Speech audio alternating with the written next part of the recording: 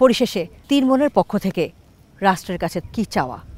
কোনো জায়গায় শুনিনি যে আমি একই ঘরের বোনের 3টে সন্তান, তা যাক আলহামদুলিল্লাহ দিয়েছে, কিন্তু রাষ্ট্রেরও একটা খেয়াল রাখতে হবে যে এইসব বাচ্চারা যে যেরম বাচ্চা তার সেরম কাজ যেন ওদের, যেমন আমার বোনের মেয়েটা নিয়ে ওর একটু চিকিৎসা খুবই জরুরি। ও যদি সুস্থ থেকে যদি আমার এই 2 বোনের মেয়েকে আমার মেয়ের মতন সুস্থ হয়ে ওর নিজের বিকাশটা ঘটে ম্যাডাম, ও নিজের খাওয়াটা চাহিদাটা ও নিজে বলতে পারে যে আমি খাবো, খেদা লাগছে, কি আমি মাথা হাসড়াবো, আমার তেল লাগবে, কি চেরন লাগবে, ওর নিজের ড্রেস পরতে হবে, ড্রেস লাগবে, জুতো লাগবে, এই কথাটা যেন ও বলতে পারে একটু।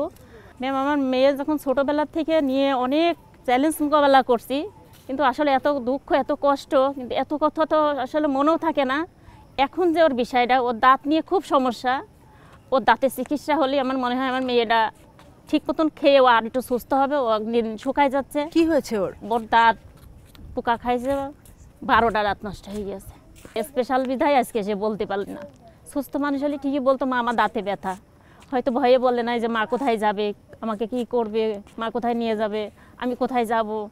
এখন আমি হঠাৎ করে দেখি যে ওই দিনকে দাঁত সামনেতে নষ্ট। ম্যাম আমার মেয়ে নিয়ে যে আমি এই দাঁতের সমস্যায় পড়ছি, আমার মেয়ে নিয়ে যে আমি কোথায় যাব, যে চিকিৎসা করব, এরকম কোনো আমি একটা মানে নিদর্শন মতন জায়গা পাচ্ছি না যে দাঁতের জন্য, যে ও স্পেশাল বাচ্চা, ওর জন্য আমি কোথায় চিকিৎসা করব।